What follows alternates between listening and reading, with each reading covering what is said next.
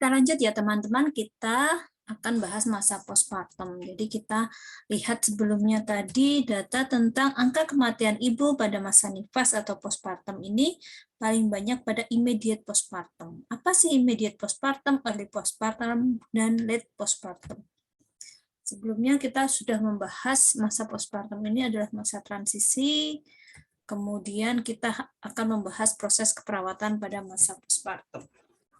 Proses keperawatan ini kita akan mengkaji adaptasi fisik maupun adaptasi psikososial. Jadi tidak hanya fisik saja. Pada masa postpartum kita harus mengkaji psikososial. Nah, di sini kita akan belajar dulu apa periode immediate postpartum, early postpartum, dan late postpartum. Immediately atau segera setelah postpartum adalah setelah lahir plasenta sampai 24 jam pertama. Nah, saat ini yang paling berbahaya yang harus kita kaji adalah terjadinya apakah terjadi perdarahan yang diakibatkan oleh atonia uteri. Jadi atonia uteri. Uteri itu rahim, tonnya itu kontraksi, A itu tanpa. Jadi tidak ada kontraksi pada rahim. Nah, ini harus kita perhatikan dengan kita memeriksa kontraksi uterus, melihat pengeluaran lochea, dan melakukan pemeriksaan darah dan suhu. Jadi jika terjadi shock kita tahu. Atau jangan sampai terjadi shock. Kita tahu ketika ada terjadi perdarahan sehingga kita bisa mencegah terjadi shock. Kemudian setelah immediately kita memahami early postpartum. Early postpartum adalah 24 jam sampai 1 minggu. Nah, kita di sini memastikan involusi uteri dalam keadaan normal. Jadi kita harus tahu hari pertama tuh harusnya tinggi fundus uterus itu berapa senti, itu kita harus tahu. Kemudian tidak ada perdarahan. Jadi kita harus tahu perdarahan yang normal itu seperti apa warnanya, seperti apa jumlahnya. Jadi kita tahu yang normal mana, yang tidak normal mana. Kemudian kita pastikan lochea tidak berbau busuk, tidak ada demam. Ini untuk mencegah adanya infeksi. Jadi ketika ada infeksi ini harus segera ditangani, jangan sampai terjadi sepsis, yaitu infeksi yang menyeluruh bisa sampai ke otak, ke yang lain. Jadi lebih berbahaya lagi jika terjadi sepsis. Kemudian kita harus cek juga apakah ibu mendapat cukup makanan dan cairan. Apakah ibu ini ada pantangan dalam keluarga yang berlebihan sehingga ibu nggak boleh makan ini, nggak boleh makan itu harus kita kaji. Kemudian kita juga harus mengkaji apakah ibu dapat menyusui bayi dengan baik, apakah putingnya lecet, apakah perlekatannya benar, posisi menyusuinya benar, itu harus kita cek. Kemudian pada fase ini kita harus memastikan ibu sudah memiliki keinginan untuk merawat dirinya, kemudian bisa berdiri, bisa berjalan, dan melakukan perawatan diri. Jadi beda-beda rumah sakit nanti ini ada dukungan ke ibu ya untuk perawatan diri. Ini ada dukungannya, ada yang cukup dengan menyuruh mandi, ada yang di rumah sakit itu disediakan salon, spa, dan lain-lain untuk membantu perawatan diri ibu. Kemudian periode late postpartum ini adalah 1 minggu sampai 6 minggu. Jadi perawatan dan pemeriksaan sehari-hari serta konseling KB. Jadi melanjutkan yang tadi ditambah yang lainnya. Pada pengkajian awal, kita harus waspada terhadap komplikasi postpartum. Jadi pada saat postpartum, komplikasi yang mungkin terjadi adalah perdarahan postpartum atau hemorrhagic postpartum. Kemudian retensi plasenta, jadi plasentanya tertinggal. Plasentanya tidak keluar. Nah, dia lebih dari 30 menit tidak keluar. Ini bisa menyebabkan perdarahan pada ibu. Kemudian yang paling bahaya nih, atonia uteri. Pada kejadian atonia uteri ini, hal yang harus dilakukan adalah histerektomi atau pengangkatan rahim. Jadi karena rahimnya ini tidak kontraksi, jadi darahnya banyak keluar dari rahim, maka rahimnya harus diangkat. Kemudian komplikasi yang lain adalah infeksi postpartum. Nah, kalau infeksi postpartum ini bisa juga mengakibatkan kematian, tapi lebih lambat dibanding perdarahan dan retensi uteri tadi. Kemudian kita harus waspada terhadap laserasi jalan lahir. Laserasi jalan lahir pernah di tempat kami, jadi ibunya ditanya, kita kan mengkaji perdarahan pada ibunya itu bisa dengan menanyakan, ibu ganti pembalut berapa kali sehari? Wah, ini ganti sampai 4 kali. Loh, kok banyak banget, Bu? Darah penuh nggak itu pembalutnya? Penuh, Bu. Ada gumpalan-gumpalan. Oh, oke, Bu, kita periksa ya, Bu. Kemudian setelah diperiksa ternyata memang banyak darahnya. Darahnya dibersihkan, dicek lagi ternyata ada luka yang belum terjahit. Nah, namanya laserasi ya, luka di jalan lahir. Kemudian dijahit, perdarahannya berhenti. Kemudian komplikasi lain yang mungkin muncul adalah koagulopati, yaitu ketika terjadi perdarahan yang masif, maka faktor-faktor pembeku darah juga keluar. Ketika terjadi koagulopati, maka darah ini sama sekali nggak bisa membeku, dia akan keluar terus-menerus. Kemudian setelah kewaspadaan tadi, kita mengkaji ibu postpartum ini dari riwayat kehamilannya. Misalnya ada pasien baru dengan postpartum, kita kaji apakah ada hipertensi dalam kehamilan, apakah ada preeklamsi, apakah ada eklamsi, apakah ada riwayat infeksi saat kehamilan, ada anemia, perdarahan, hiperemesis gravidarum, jadi muntah berlebihan saat hamil, hiperemesis gravidarum itu tadi ya. Kemudian apakah ada riwayat abortus? Abortus berapa kali? Kehamilan ganda, placenta previa. Kemudian ini kehamilan kelahiran bayi yang keberapa? Apakah riwayat obstetriknya bagus atau jelek? Kita harus pahami juga.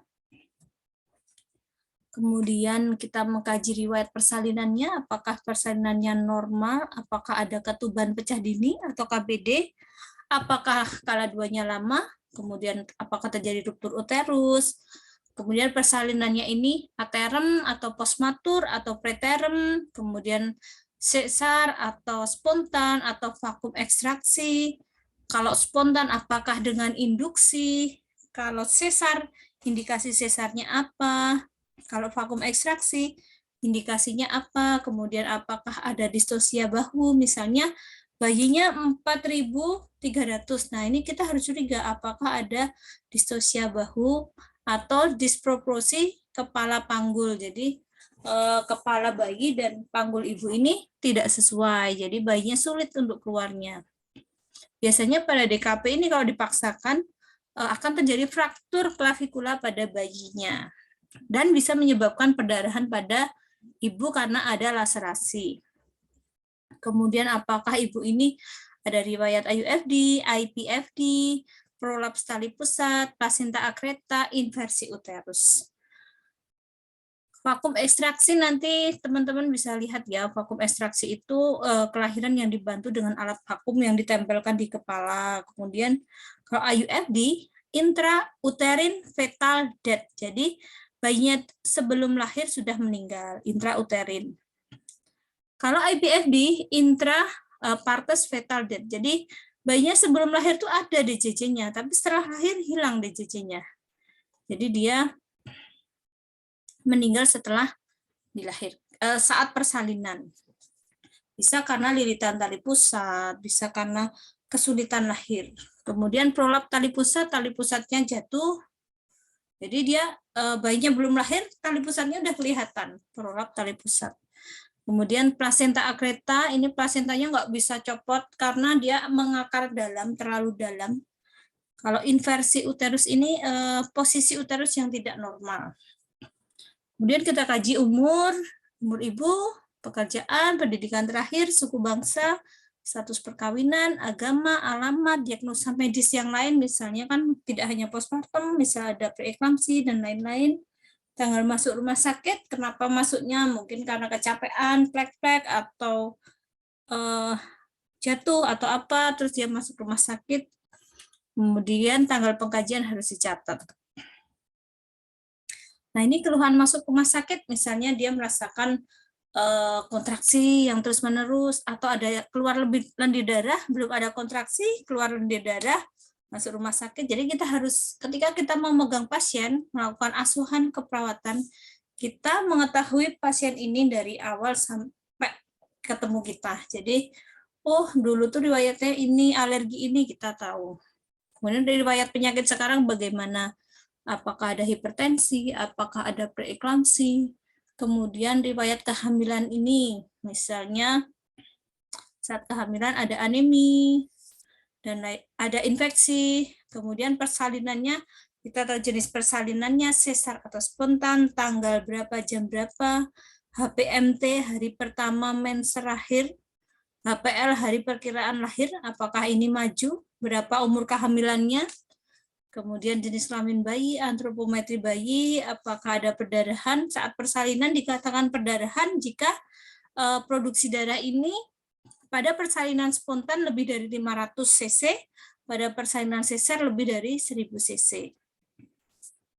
Kemudian apakah ada masalah persalinan, misalnya lilitan tali pusat, dan lain-lain. Kemudian riwayat persalinan yang lalu, berapa anak yang terdahulu, kemudian pengalaman menyusuinya bagaimana. Kemudian sebentar.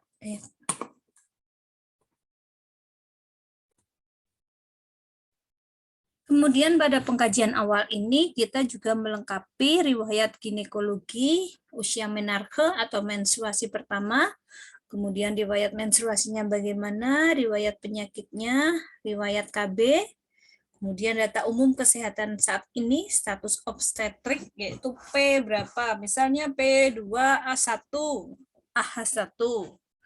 AH itu anak hidup ya, P itu partes, jadi partes berapa kali, abortus berapa kali, kemudian apakah bayi dilakukan rawat gabung atau tidak, keadaan umum ibu, kesadaran, berat badan, tinggi badan, tanda-tanda vital. Nah, ini harus benar-benar kita lakukan pengkajian.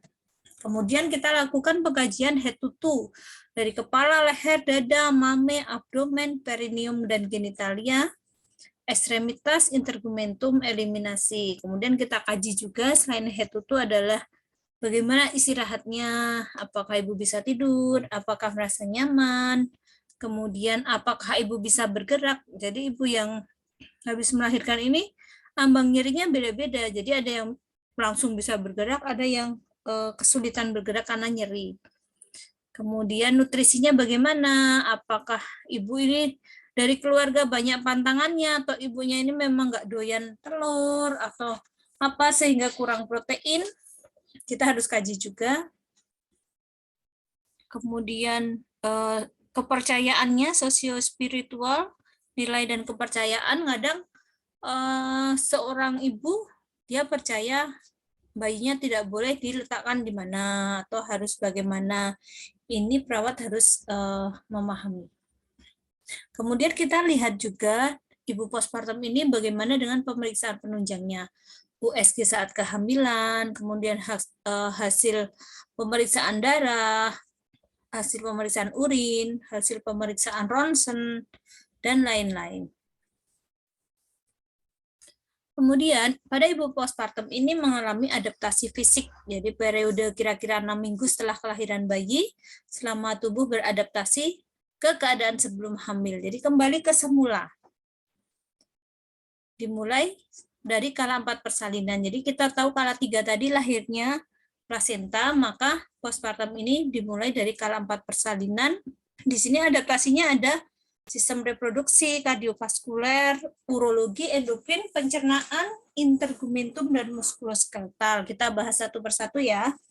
Untuk sistem kardiovaskuler, jadi selama persalinan ibu kehilangan darah. Bisa 400 sampai 500 mili pada persalinan normal, pada SC bisa sampai 1000 mili. Sama ya mili dengan cc.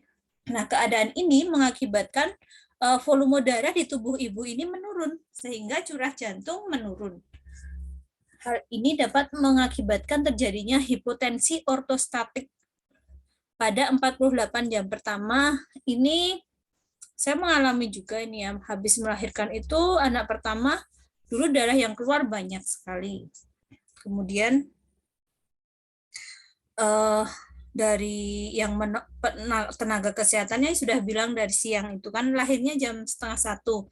Ibu nanti kalau ke kamar mandi, duduk berdiri, nanti kasih tahu saya ya, nanti saya ajari caranya. Nah, saat itu saya juga nggak membayangkan kalau setelah melahirkan itu terjadi penurunan volume darah yang tiba-tiba. Nah, itu saya berdiri, jalan ke kamar mandi, pingsan di kamar mandi. Jadi kita harus hati-hati ya untuk ibu postpartum ini. Kemudian pada sistem kardiovaskuler bisa terjadi bradikardi fisiologik. Jadi bradikardi yang fisiologis. Jadi frekuensi jantung bisa 40 sampai 50 kali per menit. Saat 24 jam pertama atau 40 jam pertama setelah persalinan ini bisa terjadi bradikardi karena darah yang keluar ini banyak. Nah, bradikardi ringan 50 sampai 70 kali per menit dapat berlangsung sampai 1 minggu. Karena adaptasi ya, jadi tubuh ini kehilangan darah, dia adaptasi untuk memproduksi darah lagi. Kemudian frekuensi jantung kembali normal setelah 3 bulan postpartum. Kemudian selanjutnya pada kardiovaskuler, tekanan darah menurun ringan ini mungkin terjadi karena penurunan tekanan intrapelvis. Jadi di dalam pelvis ini kan sebelumnya ada bayi, ada cairan ketuban. Nah, ketika cairan ketuban keluar, bayi keluar, maka terjadi penurunan tekanan intrapelvis. Nah, ini dapat menyebabkan tekanan darah menurun ringan. Kemudian hal ini bisa keadaan postpartum ini bisa menyebabkan statis darah pada ekstremitas bawah. Jadi pembuluh darah, peredaran darah di ekstremitas bawah ini bisa statis atau berhenti. Nah, hal ini dapat menyebabkan risiko tromboflebitis atau disebut kalau di kaki itu deviated vein thrombosis, trombosis pada vena dalam. Nah, ini biasanya pada ibu yang mobilisasinya kurang, misalnya karena post sesar dia tidak mau bergerak, sakit, kalau bergerak sakit, jadi dia diam saja. Nah, kakinya tidak digerak-gerakkan, jadi terjadi stasis darah dan bisa terjadi tromboflebitis. Kemudian faktor pembeku darah meningkatkan risiko tromboemboli. Jadi pada ibu postpartum juga risiko tromboembolinya ini meningkat. Jadi emboli pada akibat trombus. Kemudian peningkatan konsumsi oksigen, terjadinya hiperkapni, dan peningkatan pH dan kelebihan asam basa. Kemudian perubahan fisik yang kedua adalah pada sistem urologi. Jadi pada sistem urologi ini dapat menyebabkan diuresis pada awal periode pasca postpartum. Jadi bisa mungkin terjadi penurunan sensasi kandung kemih. Jadi bahkan bisa terjadi dia tidak mengakibatkan gangguan berkemih pada ibu postpartum dengan vakum ekstraksi. Jadi pada ibu dengan vakum ekstraksi ini gangguan berkemih ini lebih besar dibanding pada ibu yang lahir secara spontan. Hal ini terjadi karena bisa diakibatkan terjadi trauma pada daerah dekat uretra sehingga ibu ini tidak bisa menahan kencingnya atau tidak bisa kencing sama sekali. Jadi dia ingin kencing tapi tidak bisa keluar. Kemudian pada sistem endokrin, kadar estrogen setelah persalinan ini turun sampai 90% setelah 3 jam postpartum. Pasien lahir, penurunan hormon estrogen dan progesteron menurun, kadar terendah dicapai pada kira-kira 1 minggu postpartum. Kemudian kadar FSH dan LH rendah sampai 10-12 hari postpartum. Kemudian FSH mulai meningkat pada minggu ketiga. Yang banyak muncul pada ibu postpartum adalah hormon oksitosin dan hormon prolaktin. Apa fungsi hormon prolaktin?